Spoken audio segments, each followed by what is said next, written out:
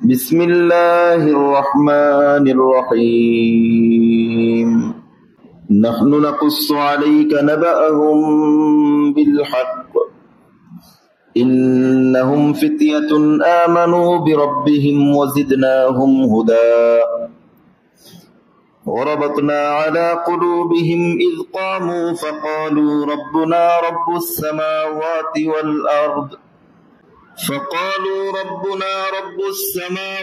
والأرض لن ندعو من دونه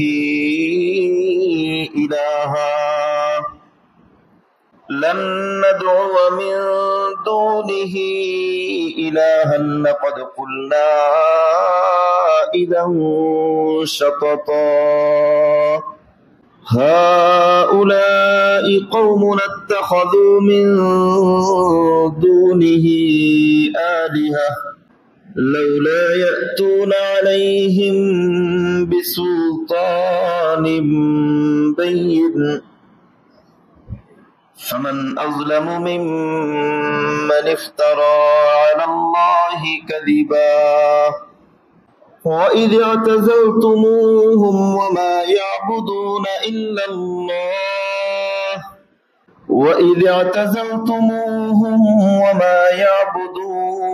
إلا الله فأووا إلى الكهف ينشر لكم ربكم من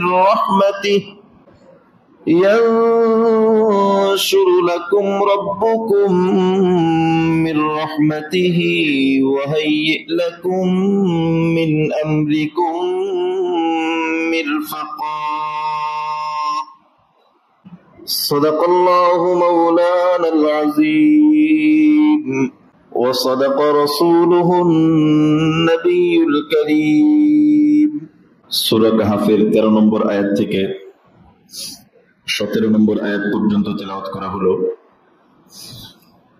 আজকের তিলাওয়াতকৃত আয়াতে মহান আল্লাহ রাব্বুল আলামিন বলেন, হে মুহাম্মদ সাল্লাল্লাহু আলাইহি ওয়াসাল্লাম, আমি আপনার কাছে কিছু যুবকদের ঘটনা পরিপূর্ণভাবে সত্যরূপে বর্ণনা করব। তারা হচ্ছে এমন কতগুলো যুবক যারা তাদের প্রতিপালকের উপরে পরিপূর্ণভাবে বিশ্বাস স্থাপন করেছিল, আর আমি তাদের জন্য হিদায়াতের দরজাকে উন্মুক্ত করে দিলাম। আমি তাদের হৃদয়ে ঈমানের বীজকে বপন করে দিলাম, ঈমানকে সুসংহত করে দিলাম। তারা কুফর এবং শিরকে নিমজ্জিত বাদশার সামনে দণ্ডায়মান হয়ে তারা নির্ভীক চিত্তে ঘোষণা করল, আমাদের রব হচ্ছেন তিনি, যিনি আসমান এবং জমিনের প্রতিপালক। আমরা ওই রবকে ছাড়া অন্য কাউকে কখনোই ডাকতে পারবো না। এবং তারা একথাও বলল, আমরা যদি আমাদের রবকে বাদ দিয়ে অন্য কাউকে ডাকি, অন্য কারো কাছে আশ্রয় প্রার্থনা করি, তাহলে সেটা হবে আমাদের জন্য অত্যন্ত জঘন্য একটি কাজ। তারা বলল, আমাদের জাতি, আমাদের দেশের মানুষ, তারা আল্লাহকে ভুলে গিয়ে অন্য কাউকে উপাস্য রূপে গ্রহণ করেছে, এমন কাউকে রব বলে মেনে নিয়েছে যাদের রব হওয়ার কোনো শক্তি নেই এবং রব হওয়ার পক্ষে কোনো প্রমাণ নেই।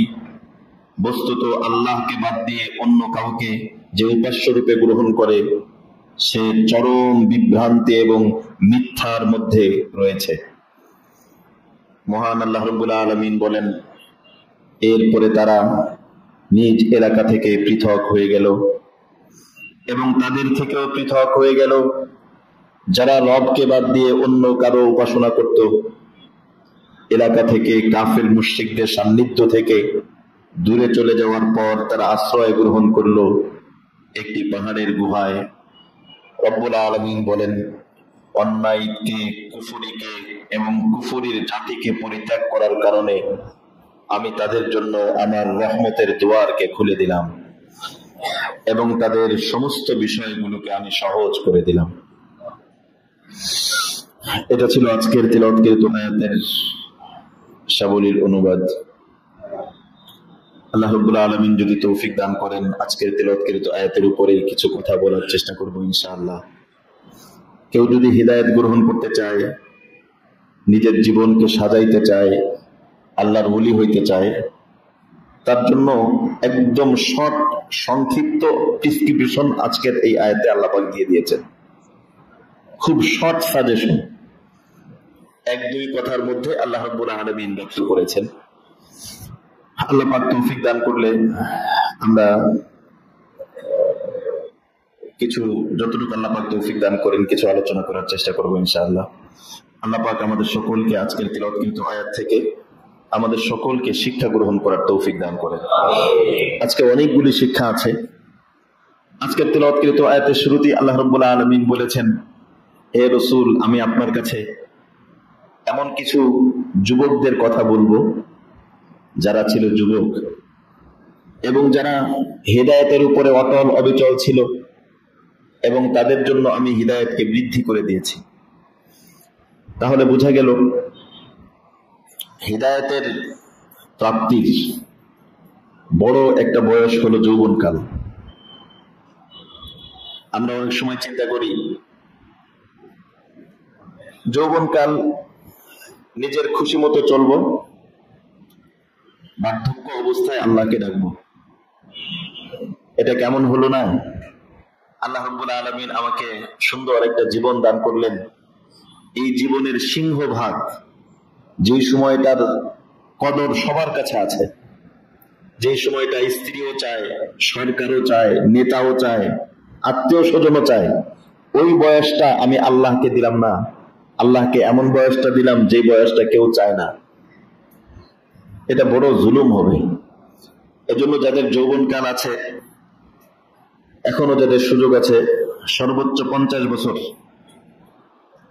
সময়টুকু আল্লাহর জন্য দেওয়ার চেষ্টা করি। করবো তো ইনশাআল্লাহ। আল্লাহর জন্য সময় দেওয়ার, যৌবনকাল কাটানো খুব কঠিন কিছু না, সহজ, একেবারেই সহজ। 2টা বিষয়, একটা হলো আমি কি কি করলাম, সেটা তো আছেই। আমি এই যৌবনকাল ব্যবহার করে দিনের জন্য কি কি করলাম। যে যত করবে সে তত আল্লাহর কাছে বিনিময় পাবে। আর ন্যূনতম এতটুকু তো সবাই করতে পারি যে আমার এই যৌবনকালে আমি আর যা কিছু করি আর না করি, গুনাহ করব না। আল্লাহ যেন আমাকে এমন কোন জায়গায় না দেখেন যেখানে আল্লাহ পাক আমাকে যেতে, অথবা যেই কাজে আমাকে দেখা আল্লাহ পাক অপছন্দ করেন। এতটুকু করা যাবে না ইনশাআল্লাহ। হযরত আদম আলাইহিস সালামকে আল্লাহ রাব্বুল আলামিন জান্নাতে পাঠানোর পর কি চেয়েছেন? ফালা তাকরাবা হাযিহিশ শাজারা, ওই গাছের কাছে যেও না, গাছের ফল খেও না, এটা কিন্তু বলেনি, বলছে গাছের কাছে যেও না। এর দ্বারা বুঝে আসে গুনাহের কাছে যাওয়াই নিষেধ। কাছে গেলে গুনাহ হয়ে যেতে পারে, কাছে যাওয়াই নিষেধ। আল্লাহ বলেছেন লা তাকরাবুজ জিনা, জিনার কাছে যেও না, কাছে গেলে গুনাহ হয়ে যেতে পারে। এটা অনেক বড় বিষয়। কাছে যাওয়া, গুনাহের কাছে যাওয়া, গুনাহের উপকরণ অবলম্বন করা, এটাই নিষেধ। তো কেউ যদি গুনাহের কাছে না যায়, গুনাহের উপকরণ থেকে কেউ যদি দূরে থাকে, তাহলে এতটুকু হবে, আল্লাহ রাব্বুল আলামিন আমাকে দেখবেন।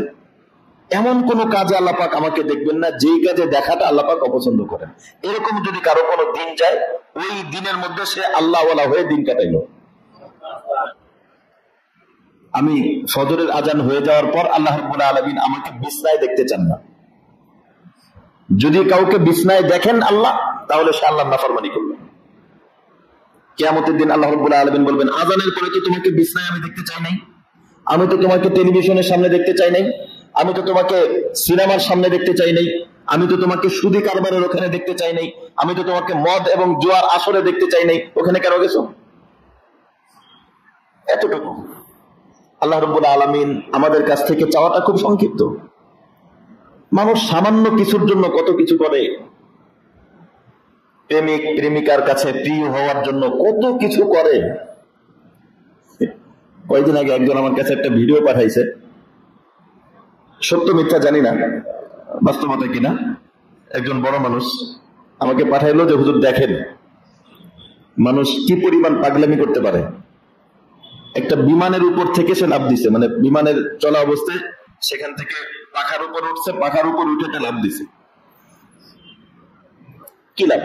কথার কথা, এই যে লাভটা দিল, কি লাভ? এই দেশের মধ্যে ভাইরাল হয়ে গেছে যে একজন লোক একটা কাজ করছে, বিমানের উপরের থেকে উঠে, অথচ যদি প্যারাশুট মানে চিরত অথবা কোনো ঝামেলা হইতো তাহলে তো একদম আলোবার্তা হয়ে যেত, ওই লোকটা একদম পুরো ছাতি হয়ে যেত না? এই লোকটা যে বিমানের উপর থেকে লাভ দিল, কিসের স্বার্থে? লাভ দেওয়ার কারণে কি সে কোনো টাকা পাইছে? মানুষটাকে ভালো বলছে, সে মনে করতেছে যে আমাকে মানুষ ভালো বলছে। ভালো বলছে বলতে কে ভালো বলছে জানি না, তার ধারণা আসলে কি তারা কেউ ভালো বলছে কিনা।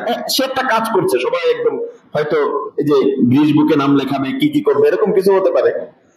তো মানুষ দুনিয়ার মানুষদের কাছে ভালো হওয়ার জন্য এত ঝুঁকি নিতে পারে, জানের ঝুঁকি নিতে পারে। এই হিমালয়ের উপরে উঠলে, যে হিমালয়ের উপরে উঠছে কি হয়েছে?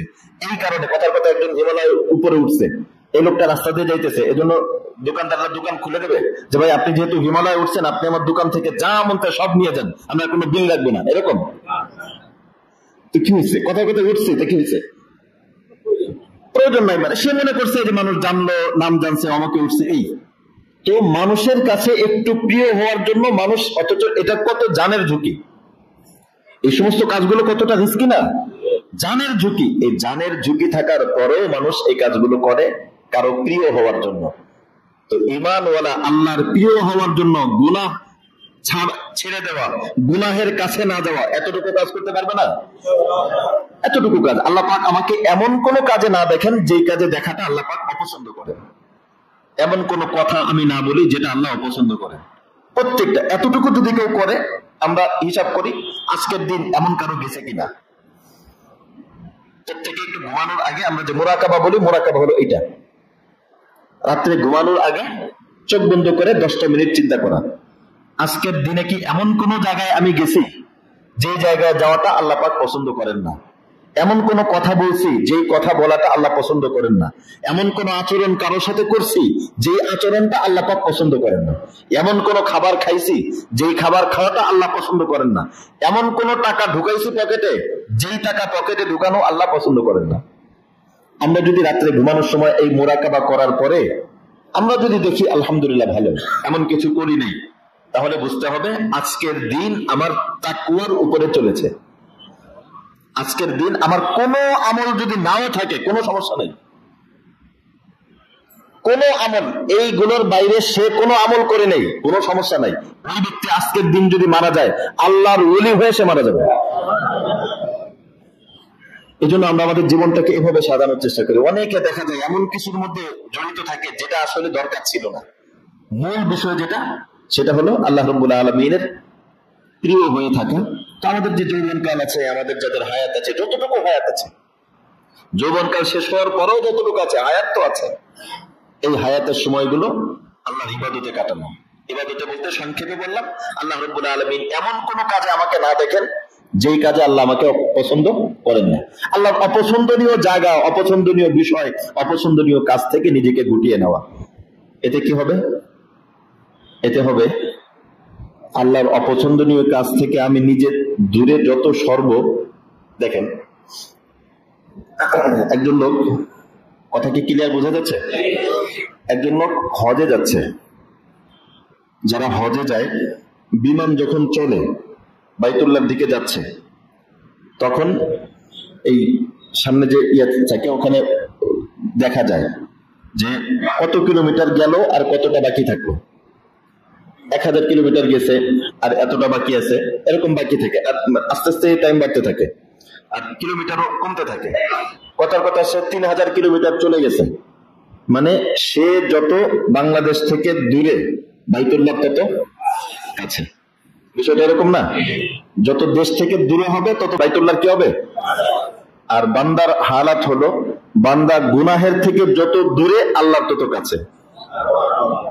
গুনাহের থেকে যে যত বেশি দূরে, আমি যদি 2 মাইল দূরে হই তাহলে বুঝতে হবে আমি আল্লাহর কাছে। আর একদিন 3 মাইল দূরে, সে আমার থেকে আরো বেশি কাছে।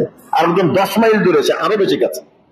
যে গুনাহের থেকে যত বেশি দূরে, সে আল্লাহ রাব্বুল আলামিনের তত বেশি কাছে। এজন্য এক কবি বলেছেন যে আমি ছাড়লাম কোন দুনিয়া বা কোন গুনাহ ছাড়লাম। কথার কথা, একজন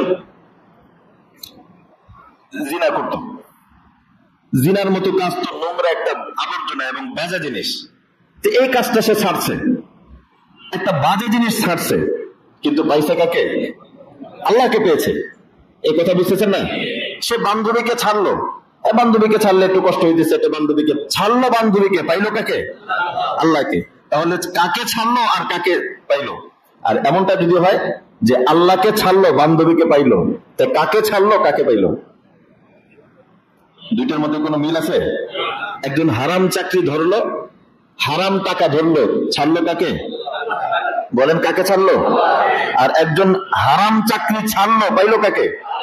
আল্লাহকে পাইলো। আল্লাহ পাক আমাদেরকে বোঝার তৌফিক দান করেন।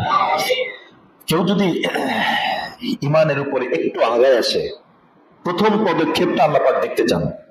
প্রথম কদম বাড়াও, তোমার পক্ষ থেকে পদক্ষেপ নাও, বাকি কি হবে, কেমনে কি হবে রব বলেন আমি দেখতেছি, এত টেনশন তুমি করো কেন?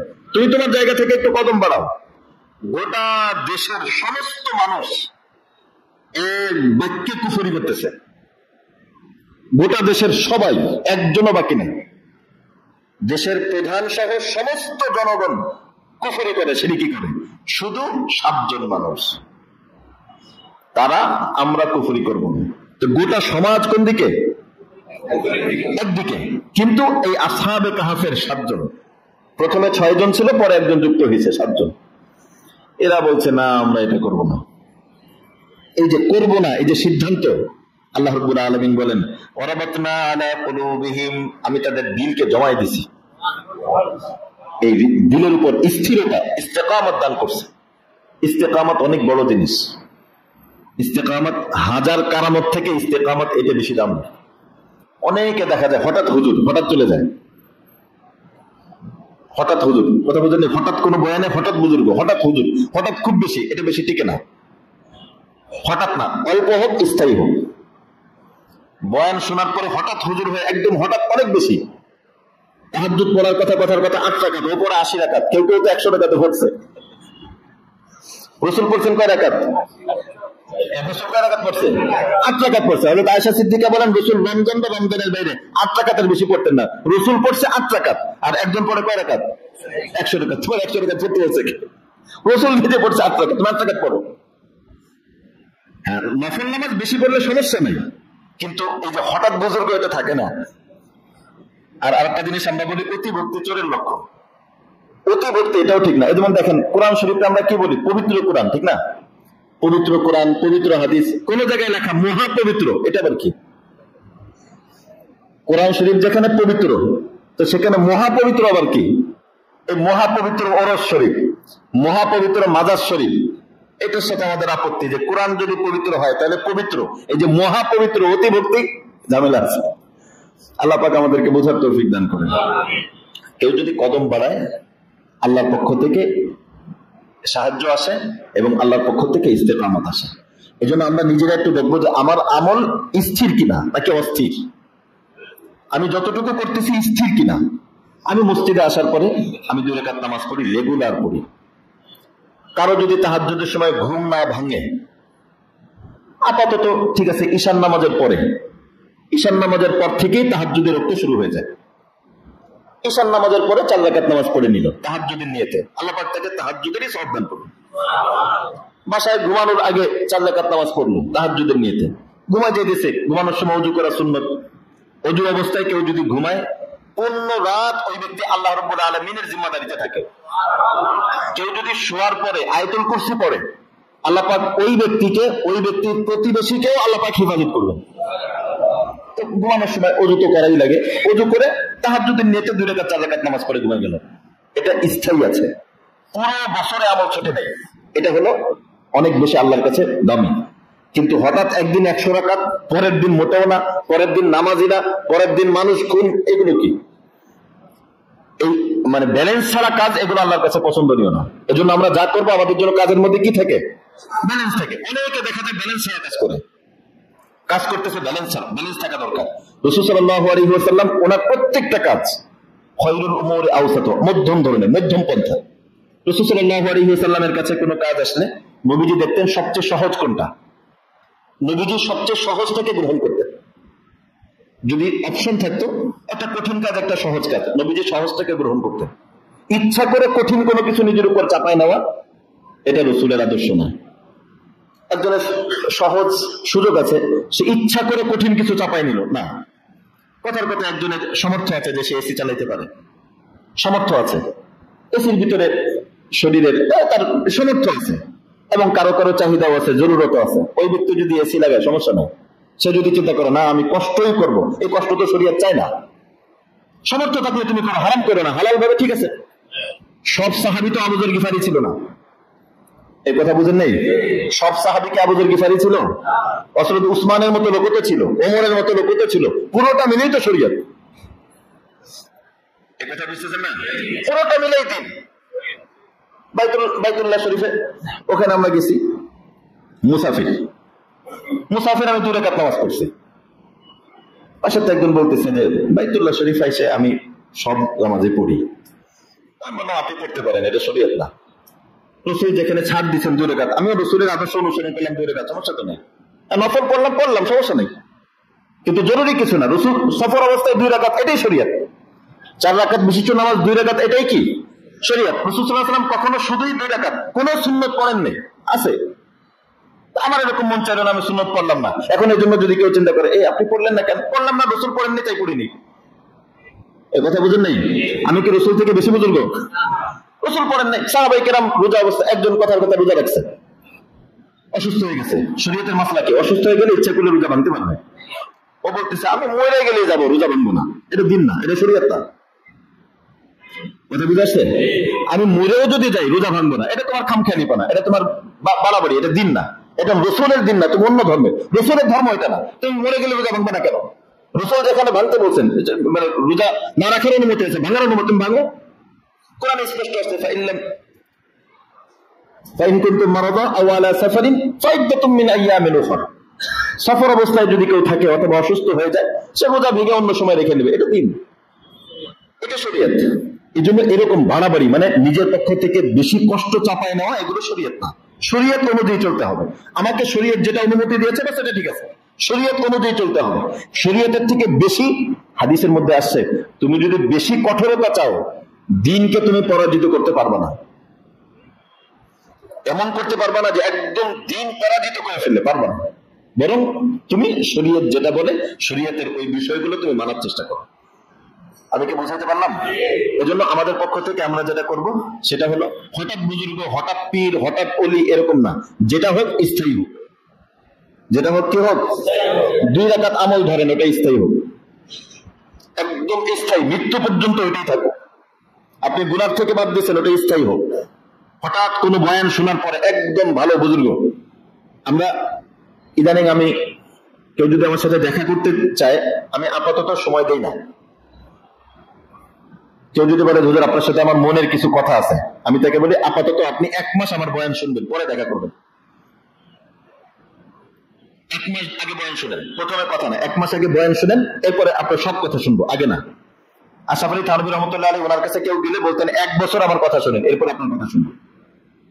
1 বছর আগে আপনি আমার কথা শুনবেন, এরপর আমি আপনার কথা শুনবো।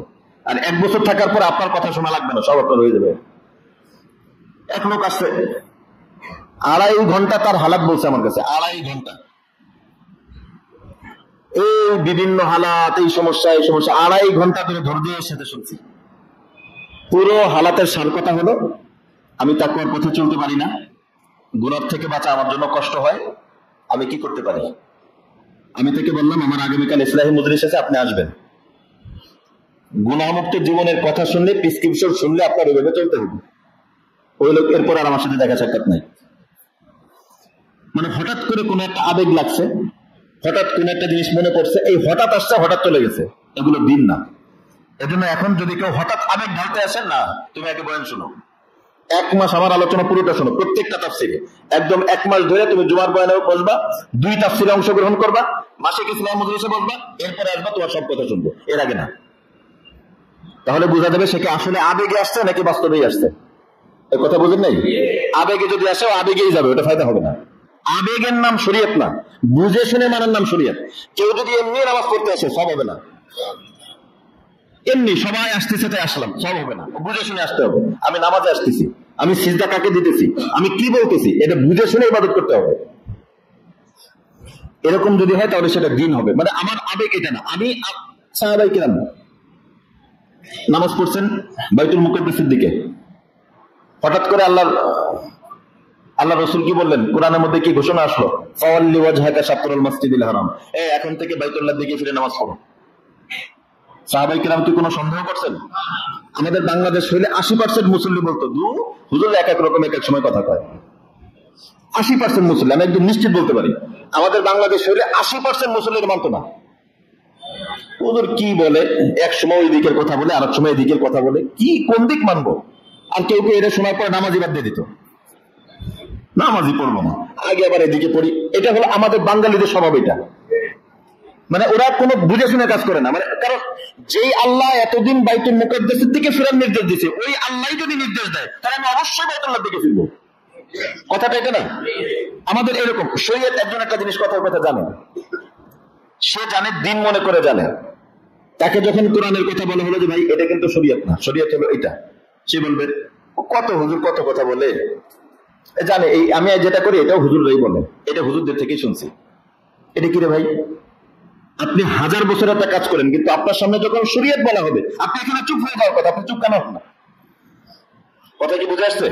এই জন্য সাহাবীদের মতো এরকম ঈমান লাগবে। আমি একটা কাজ করি, কেউ বলছে ভাই একটা ভুল, আচ্ছা ভুল মানে আসলেই ভুল, দেখেন হাদিসে যেটা আসছে এটা ভুল, আসলেই ভুল। কোন আলেম বলছে এটা ভুল, আসলেই ভুল।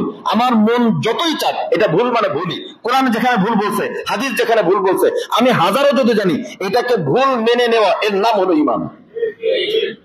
ফাইন তানাযাতুম ফি শাইইন ফারুদ্দুহু ইলাল্লাহি ওয়ান রাসূল, শেষ, এটাই শেষ, এটাই এখানে স্টপ, আর কোনো কথা নেই। তোমাদের মধ্যে যদি কোনো বিষয়ে মতবিরোধ হয়, ফাইন তানাযাতুম ফি শাইইন, ঈমানওয়ালা স্পষ্টতার সূত্র এটা, ফর্মুলা এটা, ফাইন তানাযাতুম ফি শাইইন ফারুদ্দুহু ইলাল্লাহি ওয়ার রাসূল। যদি তোমাদের ভিতরে কোনো বিষয় মতবিরোধ হয়, সাথে সাথে দৌড় দাও আল্লাহ এবং রাসূলের দিকে। আল্লাহ এবং রাসূল যা বলেন ওটাকে নির্দ্বিধায় চোখ বন্ধ করে মেনে নেওয়ার নাম হলো ঈমান। এজন্য আমি আমার জীবনে কোরআন থেকে সমাধান নিতে পারি কিভাবে? আমার ঈমানের ভিতরে এটাও দেখার বিষয় যে আমি আমার জীবনের সমাধান কোরআন থেকে নেই কিনা, এটাও ঈমান। আমি আমার জীবনের সমাধানগুলো কোরআন থেকে নিতে পারি কিনা। সবাই পারে না, সমাধান কোরআন থেকে নিতে পারে না। কোরআন বললে সেটা নিতে পারবে না। যদি নিতে না পারে সে ঈমানওয়ালা না, যদি নিতে পারে সে কিওয়ালা? ঈমানওয়ালা। সবাই দেখে আমার পক্ষের কোনটা। হ্যাঁ, কোরআন বলতেছে ঠিক আছে, কিন্তু তারপরেও কথা আছে। এ কথা বুঝেন নাই? কারণ এটা আমার কিসে গেছে? বিপক্ষে গেছে। আমার যদি বিপক্ষে যায়, ঠিক আছে হুজুর যা বলছে ঠিক আছে, তারপরেও আছে কিছু বিষয় আছে, বলবো এটা আছে, মানতে পারতেছে না, মানে তার ভিতরে ঈমানের ওই পাকা পোক্ততা আসেনি। এজন্য আমরা এই জিনিসটা প্রত্যেকের কাছে আমি আহ্বান করি, আল্লাহ যেন আমাকেও তৌফিক দান করে। আমার মন চাক আর না যাক, আমার সমাজ চাক আর না চাক, আল্লাহ এবং রসুলের কোন বিধান আমার সামনে যদি আসে এবং সেটা যদি বাস্তব হয়, আমরা যেন চোখ বন্ধ করে সেটাকে মেনে নিতে পারি। পারবো তো ইনশাআল্লাহ? আল্লাহ পাক আমাদেরকে এরকম ঈমান অর্জন করার তৌফিক দান করুন। যেই আল্লাহর কথা শুনি ওই আল্লাহ যেটা বলবেন বাস সাথে মেনে নেওয়া, আর কোনো কথা নেই। সুবিধা অনুযায়ী না মানা, আমার বিপক্ষে গেলেও, আমার মতের বিপক্ষে গেছে, আমার দলের বিপক্ষে গেছে, আমার সমাজের বিপক্ষে গেছে, তারপরেও সেটা মেনে নেওয়ার নাম হলো ঈমান। আমরা বললাম আজকের কথা, এক লোক আমাদের পরিচিত মানুষ, উনি প্রতিদিন প্রতি বৃহস্পতিবার ঈশার থেকে ফজর পর্যন্ত বেলায় নফল নামাজ পড়ে। প্রতি বৃহস্পতিবার ঈশার পর থেকে একদম ফজর পর্যন্ত দাঁড়ায় বৃহস্পতিবার মসজিদের মধ্যে নামাজ পড়ে, নফল নামাজ পড়ে। কিন্তু তার সন্তানদের বিয়ের অনুষ্ঠানে কোনো আলেমরা যাইতে পারে না, ওটা কোনো মুসলমানের বিয়ে হয় না। ওই লোক কেমন দিনদার, এই কথা কি বুঝতেছেন? আমি সারা রাত বসে যেই আল্লাহরে সিজদা দিলাম, আমার জীবনে, আমার সন্তান, আমার পরিবারের জীবনের বিয়ে শাদী, এটাকে ওই আল্লাহর হুকুম লাগবে না?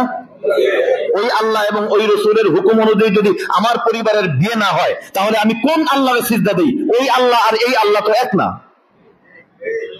আমি যেই আল্লাহরে সিজদা দেই ওই আল্লাহ এবং কোরআন নাজিল করছে যেই আল্লাহ এক না। ওটা আমার মন গড়া খোদা। কথা কি বুঝে আসছে? আমি যদি আল্লাহকেই মানি, তাহলে ওই আল্লাহ যদি নিষেধ করে সেটা আমার জীবনে কেন থাকবে? সেটা কেন থাকবে? আমি নামাজের ভিতরে আল্লাহু আকবার বললাম আল্লাহ আপনি সবচেয়ে বড়, আমি কপাল ঠেকাইলাম। ওই আল্লাহর নিষেধ কাজ নামাজ থেকে বের হয়ে আমি নির্দ্বিধায় বুক টান করে কামনে করি। আল্লাহ পাক আমাদেরকে বোঝার তৌফিক দান করেন। এজন্য দিন এটা যেন খামখেয়ালি না হয়। আল্লাহ এবং রাসূলের নির্দেশ মেনে নেওয়ার নামই হলো কি দিন। যে যতটুকু মানতে পারবে সে ততটুকু দিন ইমানের উপর চলবে। ওই 6 জন যুবক তারা একত্রিত হয়ে চিন্তা করতেছিল কি করবে। শেষ পর্যন্ত তারা ভাবলো এক একজনের মধ্যে, শেষ পর্যন্ত একজন জিজ্ঞেস করছে সাহস করে যে ভাই তুমি কেন আসছো? ও আরেকজনকে বলে তুমি কেন আসছো? সবাই যার যার মতো বলছে। সবার একই কথা, এই যে মাটির তৈরি যে মূর্তি, এই মাটির তৈরি মূর্তি আমাদের খোদা হইতে পারে না। এই ব্যাপারে সবাই একমত যে মাটির তৈরি মূর্তি আমাদের খোদা হইতে পারে না। তো খোদা হচ্ছে আসমান এবং জমিন যিনি বানিয়েছেন তিনি। এটা চিন্তা ভাবনা করে আমি এখানে বসছি, আমি ওই মেলায় অংশগ্রহণ করি নাই। আরেকজন বলে ভাই বিশ্বাস করো সেম এ কথা আমারও। আরেকজন বলে এ কথা আমারও। এরকম 6 জন জমা হয়েছে। এই খবর যখন বাচ্চার কাছে গেছে, বাচ্চা তাদেরকে ডাকছে, আর তারা রাজবংশের লোক ছিল।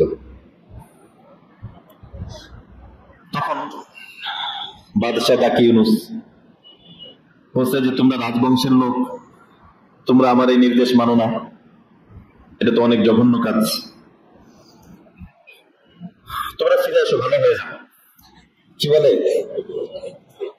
ভালো হয়ে যাও। আচ্ছা ঠিক আছে, যদি ভালো না হয়, তোমরা যদি আমার কথা না শোনো, তাহলে তোমাদেরকে ফাঁসি দিয়ে দেবো, শুলিতে চড়াবো, একদম মাথা আলাদা করে দেবো।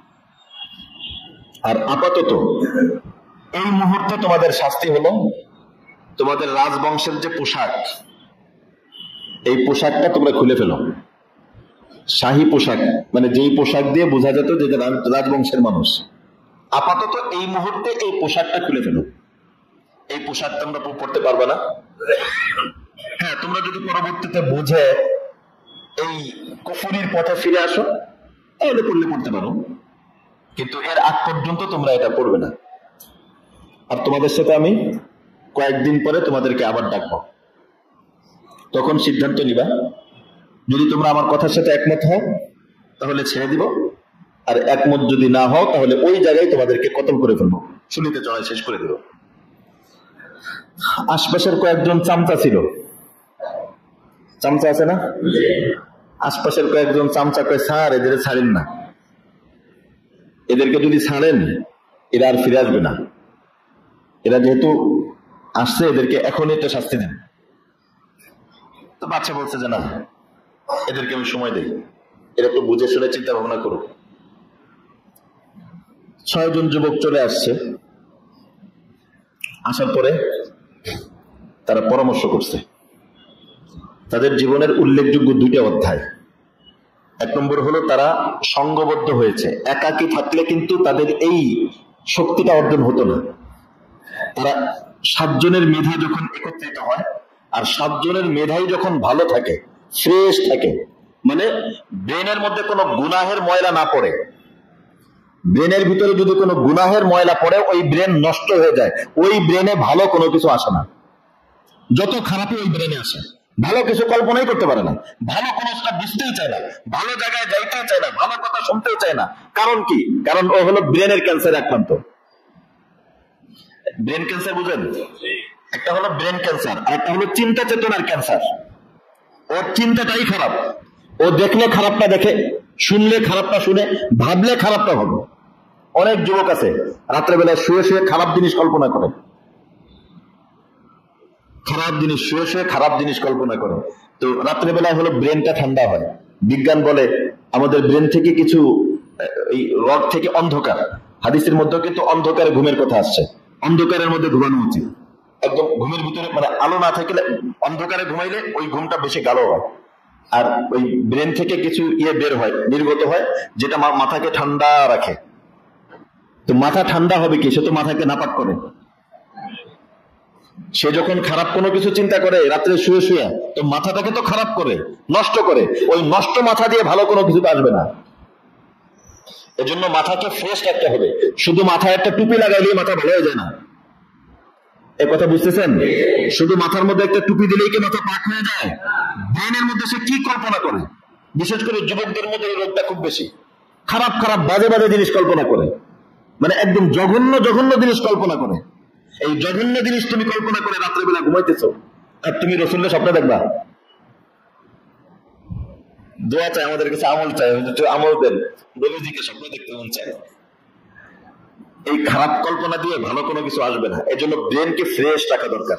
দুইটা জিনিস ফ্রেশ রাখলে অন্যান্য জিনিস ফ্রেশ রাখা সহজ হবে। একটা হলো দিল ফ্রেশ রাখা, ব্রেন ফ্রেশ রাখা। এই দুইটা জিনিস একদম ফ্রেশ রাখার চেষ্টা করবো আমরা, পারবো তো ইনশাআল্লাহ? তো এই জন্য তাদের উল্লেখযোগ্য একটা বৈশিষ্ট্য ছিল, তারা ঐক্যবদ্ধ হয়েছে। একজনের ফিকির ভালো ফিকির, 10 জনের ফিকির একত্রিত হওয়ার পরে ভালো কিছু আসে। আজকে আমাদের সমাজে ইসলামপন্থী যারা, আমি খুব অবাক হয়ে যাই। আমাদের দেশের হিন্দু বৌদ্ধ ঐক্য পরিষদ আছে, হিন্দু বৌদ্ধ কি, অথচ হিন্দু আলাদা। হিন্দু ধর্ম বৌদ্ধ কি এক? হিন্দু ধর্ম, হিন্দু বৌদ্ধ আবার খ্রিস্টান। খ্রিস্টানরা আল্লাহকে মানে, ওরাও শিরিক করে, আর হিন্দুরাও শিরিক করে। বৌদ্ধরা তো আবার আলাদা। হিন্দু বৌদ্ধ খ্রিস্টান তারা ঐক্য হইতে পারে, আর মুসলমান ঐক্য হইতে পারে না। কার দাড়ি ছোট, কার দাড়ি লম্বা, কে পাঁচকড়ি পরে, কে জুব্বা পরে, কে ফাড়া পাঞ্জাবি পরে, কে প্যান্ট পরে, এই ঠুনকো ঠুনকো বিষয় নিয়ে হিন্দু বৌদ্ধ খ্রিস্টান তারা ধর্ম ভিন্ন ভিন্ন, এরপরও তারা ঐক্য হয়ে তাদের একটা পাওয়ার আছে, ঐক্যের আলাদা একটা শক্তি আছে। কিন্তু মুসলমান ঐক্য হইতে পারতেছে না। আল্লাহ পাক মুসলমানদেরকে, ঈমানওয়ালাদেরকে, যারা ইসলাম চায় তাদেরকে আল্লাহর স্বার্থে, ইসলামের স্বার্থে, দ্বীনের স্বার্থে তাদেরকে এক হওয়ার তৌফিক দান করুন। ইসলামওয়ালারা যদি এক হয়ে যায়, মানে এক কথা, তুমি ইসলাম চাও কিনা বাস এতটুকু, আর কিছু না। তোমার আমল যদি না থাকে, তোমার আমল তোমার কাছে, তুমি হাত নাভির উপরে বাঁধো, নাপের নিচে বাঁধো, এটা তোমার বিষয়, তোমার আমল তোমার কাছে। এতটুকু শুধু বলো তুমি ইসলাম চাও কিনা, আর কিছু না। হ্যাঁ, তুমি, আমি গুনাহগার, বাকি আমি ইসলাম চাই, আমার সাথে ঐক্য হইতে পারে। আমি গুনাহগার, আমি গুনাহ স্বীকার করি, কিন্তু আমি চাই, ইসলাম চাই। এরকম যারা আছে, কি বলেন, বাংলাদেশের সবাই কি ইসলাম চায় না? সবাই ইসলাম চায়। আমি গুনাহগার হইতে পারি, হ্যাঁ গুনাহগার তো আল্লাহ রাসূল বলেছেন প্রত্যেকের না কিছু কিছু গুনাহ হয়ে যায়। আমি গুনাহগার, কিন্তু আমি ইসলাম চাই। এরকম লোকগুলো যদি একমত হয়, আজকেও যদি একমত হয়, কালকেই আমাদের দেশ ইসলামী দেশ হয়ে যাবে। একেবারে খুবই সহজ, কোনো কঠিন কিছু না। শুধু ইসলাম যারা চায় তারা এক কাতারে দাঁড়াবে। আমরা দেখবো না কে নামাজি কে বেনামাজি, ফাসিকের সাথেও তো ঐক্য হইতে পারে না। আমরা একমত হইলাম, মনে করেন 10 জন মানুষ, এর মধ্যে একজন নামাজ পড়ে না, একজন নামাজ পড়ে, একজন আমলের মধ্যে একটু পার্থক্য, কেউ জুব্বাওয়ালা, কেউ টুপিওয়ালা, কেউ ক্লিন শেভ, এরকম 10 জন লোক বসছে। কেউ সিগারেট খায়, কেউ মদ খায়। মনে করেন আমিও বসছি, নামাজের সময় হইলে আমার সম্মানে হইলো লোকগুলো নামাজ পড়বে না, ওযু থাকে না থাকে, প্রথম তো নামাজ পড়বে, তো হুজুরের সাথে আসি, নামাজটা পড়েই ফেলি, ঠিক না? আস্তে আস্তে আচ্ছা, এখানে আমরা আছি, ওই মজলিসে সে কি সিগারেট খাবে, সে কি মদ খাবে? তো এরকম যদি ইসলাম ওয়ালারা, যারা ইসলাম চায়, ঐক্য হইলে দেশের ভিতরে ইসলাম সম্ভব। ইসলাম ওয়ালাদের ভিতরে যত ফাটল হবে, তত ইসলাম বিদ্বেষীরা মাথা চালাতে উঠবে। এই কথাটা লিখে রেখেন, এই কথাটা গুরুত্বপূর্ণ কথা। ইসলাম ওয়ালারা যত দূরে দূরে যাবে, আর এটাই ওরা চায়, মুশরিকরা, মুশরিকের দোসররা চায় মুসলমান এক যেন না হয়। আজকে বর্তমানে যদি মুসলমান দেশগুলো এক যদি হয়, ইসরায়েলের ক্ষমতা নেই ফিলিস্তিনের দিকে চোখ তুলে দেখানো। শুধু এই আমাদের এই উপমহাদেশে ইসলামী দেশ যেগুলো আছে, এই ইসলামী দেশগুলো যদি এক হয়, কাশ্মীরের একেবারে রাতারাতি জুলুম বন্ধ হয়ে যাবে। কাশ্মীরের উপর কেউ মুসলমানদের উপর জুলুম করার সাহস পাবে না যদি মুসলমান এক হয়। আল্লাহ রাব্বুল আলামিন আমাদেরকে বোঝার তৌফিক দান করুন। আল্লাহ পাক আমাদের সকলকে দ্বীনের জন্য, ইসলাম প্রতিষ্ঠার জন্য আল্লাহ পাক আমাদেরকে ঐক্যবদ্ধ হওয়ার তৌফিক দান করেন। এই যুবকগুলো ঐক্যবদ্ধ হয়েছে, তখন তাদের দিলের ভিতরে সাহস আসছে। 6 জন মিলে একটা শক্তি। তখন তারা একত্রিত হয়ে তারা বলছে, হ্যাঁ আমরা ঐক্যবদ্ধ, আমরা একটা কাজ করব, আমরা পুরো সরকারের এগেইনস্টে আমরা দাঁড়াবো, দেশের বিরুদ্ধে আমরা দাঁড়াবো। কারণ কয়জন মিলে একটু শক্তি হয়েছে, তারা জানে ঈমানওয়ালাদের শক্তি আল্লাহ রাব্বুল আলামিন এর উপর মদদ করবেন, সাহায্য করবেন। আরেকটা কাজ কি করছে তারা পরামর্শ করছে। এই 6 জন একত্রিত হয়ে তারা বলছে আমরা কি করতে পারি, আমাদের এখন কি করার, আমাদের সামনে পথ দুটো খোলা। একটা হচ্ছে তাগুতকে মেনে নেওয়া, আল্লাহকে যে ভুলায় দেয়, আল্লাহ ছাড়া অন্য দিকে যে ডাকে ওর নাম তাগুত। তাগুত কাকে বলে? যে আল্লাহকে ভুলায় দেয় অথবা আল্লাহ ছাড়া অন্য দিকে ডাকে তার নামই তাগুত। তাগুত কখনো স্ত্রী হইতে পারে, তাগুত কখনো বন্ধু হইতে পারে, তাগুত কখনো ব্যবসা হইতে পারে, তাগুত কখনো দল হইতে পারে, যে কোনো কিছু তাগুত হইতে পারে, যে নাকি আল্লাহকে ভুলায় দেয় ওই তাগুত। ওরা বলছে যে আমরা তাগুতের সামনে মাথা নত করবো না। তাহলে পরের দিন ডাকলে যে মাথা আলাদা করে দেবে, ফাঁসি দিবে। এখন কি করা যায়? কেউ কেউ বলছে ফাঁসি দিলে ফাঁসি হোক, মরে যাব। তবে তারা এ ব্যাপারে একমত হয়েছে যে আমরা শিরকি করব না এবং বাদশার সামনে স্পষ্ট সত্য কথা বলে দেব। আর বাদশা যখন প্রথম দিন ডাকছে, প্রথম দিন ডাকার পরে বাদশা জিজ্ঞেস করছে যে তোমরা এই মূর্তিকে রব মানো না? এই মূর্তি যেগুলো আমি বলতেছি তাদেরকে সিজদা দেওয়ার জন্য, তাদের পূজা করার জন্য, এগুলোকে তোমরা মানো না? আল্লাহ রাব্বুল আলামিন বলেন ওই যুবকদের দিলকে আমি মজবুত করে দিয়েছি, ঈমানের উপরে জমায় দিয়েছি। তারা স্পষ্ট উত্তর দিয়েছে না, রব্বুনা রব্বুস সামাওয়াতি ওয়াল আরদ, আমাদের রব তো তিনি, আসমান ও জমিনের স্রষ্টা তিনি। লান নাদউ মিন দুনিহি ইলাহা, আমরা ওই রব ছাড়া পৃথিবীর কাউকে রব মানি না। এরপরে কি? লাকাদ কুলনা ইযান শাতাতা, আমরা যদি রব মানি আমাদের জন্য জঘন্য গুরুতর অপরাধ হবে। এরপরে তারা আরো বলছে হা উলাই কওমুন ইত্তাখাযু মিন দুনিহি আলিহা, আপনার জনগণ যারা আছে, আপনার এটা একটু হিকমতের সাথে বলছে, আপনি না, মানে সরাসরি আপনাকে বলেনি, বলছে কি এই জনগণ যারা আছে, আমার কওম, আমার জাতি যারা আছে, ইত্তাখাযু মিন দুনিহি আলিহা, তার আল্লাহ ছাড়া অন্য কারো সামনে মাথা ঝুঁকায়। লাউলা ইয়াতুনা আলাইহিম বিসুলতানিন বাইয়িন, এগুলো রব হওয়ার পিছনে তাদের কোনো যুক্তি এবং দলিল নাই, কোনো যুক্তি দিয়ে প্রমাণ করতে পারবে না এগুলো তাদের রব। ফামান আযলামু মিম্মান ইফতারা আলাল্লাহি কাযিবা, আমাদের রবের ব্যাপারে যে নাকি মিথ্যা কথা বলে তার চেয়ে বড় জালেম আর কে হইতে পারে? নবীজি বলেছেন কালিমাতু হাক্কিন ইনদা সুলতানিন জাইর, আফজলুল জিহাদ, শ্রেষ্ঠ জিহাদ হলো জালিম বাদশার সামনে একদম নির্দ্বিধায় সত্য কথা বলে দেওয়া। এই কথা শোনার সাথে সাথে বাদশা একদম অগ্নি শর্মা, বলে কি নতুন কথা বলে, এগুলো বলে। তখন বাদশা নির্দেশ শোনায় দিলেন। শোনানোর পরে ওয়াইযা তাযালতুমুহুম, আল্লাহ রাব্বুল আলামিন বলেন তারা পৃথক হয়ে গেল। এরপরে পৃথক হয়ে তারা চিন্তা করছে কি করব। প্রথম তারা একমত হয়েছে যে সামনেবার, এখন তো সিদ্ধান্ত তাদের পথ কিন্তু দুটা, এক হলো ঈমানের উপর অটল থাকা, 2 নম্বর রাস্তা হলো কি মরে যাওয়া, একদম মাথা আলাদা করে দেবে। ঈমানের উপর অটল যদি থাকে তাহলে মাথা আলাদা করে দেবে, না হলে কুফরি করলে তো বেঁচে যাবে। তারা একমত হয়ে গেছে আমরা কুফরি করব না। এখন কি কেউ বলতেছে আমরা মরে যাব, কুফরি করব না, মারাই যাব, এটাই সিদ্ধান্ত। আর কেউ বলতেছেন যে না, মারা যাব না, মারা যাওয়াই সমাধান না। কি করব? আমরা এখান থেকে চলে যাব, এই দেশ থেকে আমরা চলেই যাব। কারণ দাকি ইউনূসের যে একটা বাউন্ডারি আছে, তার যেটা সীমানা আছে দেশের, এই সীমানার বাইরে চলে যাব। কিভাবে যাব? বলছে যে আমাদের যাওয়ার পদ্ধতি হলো এটা হবে, প্রত্যেকে বাসায় যাও, বাসায় যাওয়ার পর আমরা প্রত্যেকের পিতামাতার কাছ থেকে কিছু সম্পদ জমা করি। যুবক মানুষ তো নিজেদের তো কোনো টাকা পয়সা নাই, বলছে বাবার কাছ থেকে কিছু সম্পদ নেই, টাকা পয়সা কিছু যা পারি কিছু নেই, এইগুলো নিয়ে আমরা একত্রিত হই, এগুলো সব জমা করি, এটা নিয়ে এরপর আমরা যাব। চমৎকার একটা ডিসিশন আসছে না, পরামর্শ। এই পরামর্শটা খুব দামি জিনিস, অনেকে আছে পরামর্শ করে না। আর কেউ কেউ মনে করে যে একটা বয়স হয়ে যাওয়ার পরে পরামর্শ দরকার হয় না। কারো কারো ধারণা যে একটা বয়সে চলে গেলে তখন আর পরামর্শ দরকার হয় না, কারণ এই বয়সে চলে আসলে আমি যা বলবো এটাই ঠিক, আমি যা ভাববো এটাই ঠিক, আমার বিপরীত যাই আসুক সেটা ঠিক না। এটা নবীর আদর্শ না। নবীর আদর্শ হলো পরামর্শ করা। রাসূল সাল্লাল্লাহু আলাইহি ওয়াসাল্লাম সাহাবায়ে কেরামের সাথে পরামর্শ করতেন। এমনকি কোরআনের মধ্যে আসছে, আল্লাহ রাব্বুল আলামিন বলেছেন যখন বদরের যুদ্ধের ভিতরে যখন নাকি সাহাবায়ে কেরাম বিজয়ী হলেন।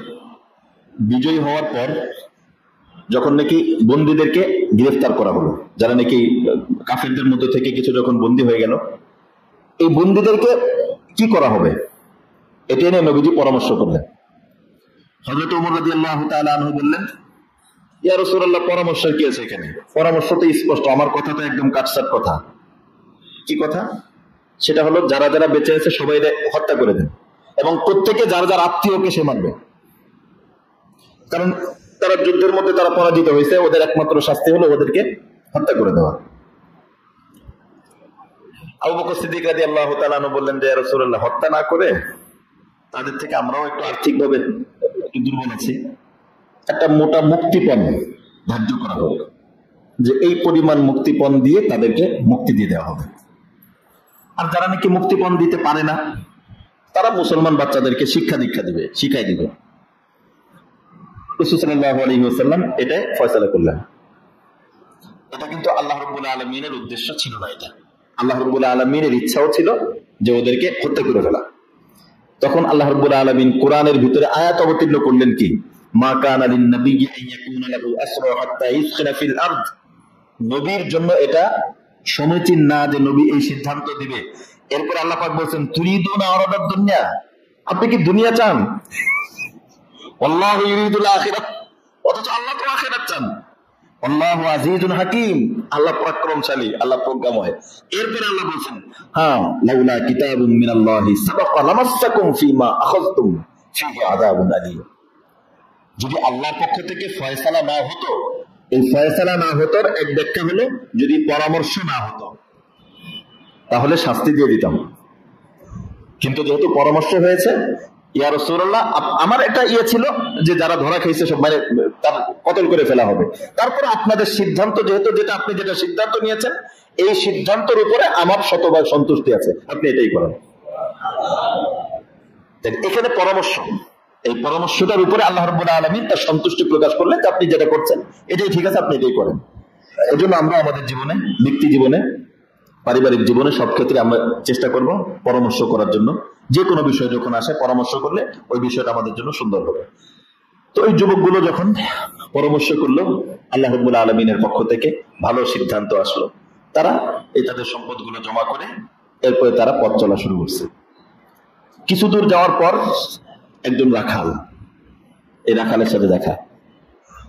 রাখাল বলছে, তোমরা কোথায় যাও? তোরা বলছে যে আমরা তো যাই, এক জায়গায় যাই। বলছে না, বলো কোথায় যাও? তো কথায় কথায় ঘটনা বলে দিচ্ছে যে আমরা এই উদ্দেশ্যে যাই। তখন রাখাল বলছে যে আমাকে নিয়ে যাও। তখন 6 জন যুবক তারা চিন্তা করছে যে রাখাল বলছে না, আমাকে নিয়ে যাও, আমিও তোমাদের সাথে যাই, তোমাদের যে উদ্দেশ্য আমার উদ্দেশ্য এক।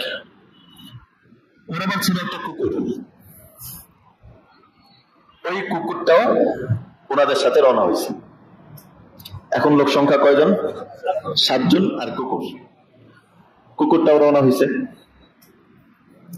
ওই লোকগুলো চিন্তা করে কুকুর থাকলে কুকুর ঘেউ ঘেউ করবে, মানুষ জানা জানি না এটা কুকুর থাকলে কি করে না করে, আর কুকুরই তো একটা আতঙ্ক, মানে ফিনাফসি ও যদি কোনো ক্ষতি না করে, ও থাকাটাই তো একটা আতঙ্ক, না জানি কি হয় না হয়, তারাই দিতেছে কিন্তু কুকুর যায় না।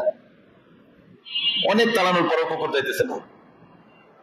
শেষ পর্যন্ত আল্লাহ রাব্বুল আলামিন ওই কুকুরের জবানকে খুলে দিয়েছেন।